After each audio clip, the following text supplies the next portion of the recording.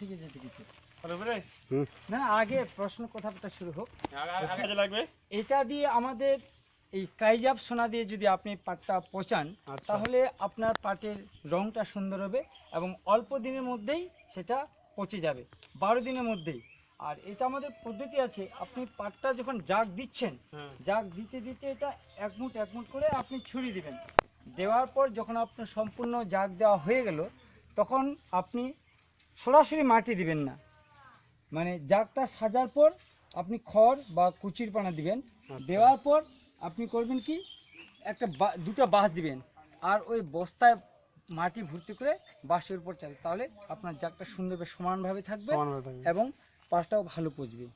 আর এই পাট থেকে পাটের যে এখন মূল্যবান, আমরা ঘরোয়াভাবে যেটা আমরা পাট পচাই সে পাটের গুণমান থাকে না, রং ঠিক থাকে না এবং শক্ত থাকে না, এবং 12 দিনের বেশি আমাদের পাট পচানো হয়, তাতে পাটের যে শক্ত সেটা তার গুণমানটা নষ্ট হয়ে যায়।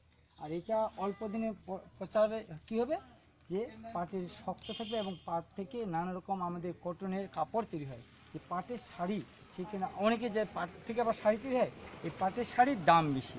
অতএব আমরা পাটটার গুণমান রাখার জন্য এই কাইজাব সোনা দিয়ে আপনারা প্রত্যেকটা কৃষক যদি কাইজাব সোনা দিয়ে পাট পচান তাহলে পাটের দামও বেশি পাবেন এবং যখন আপনি পাটটা ধুবেন তখন সেটা লেবারও আপনার কম দামে ধুয়ে দেবে।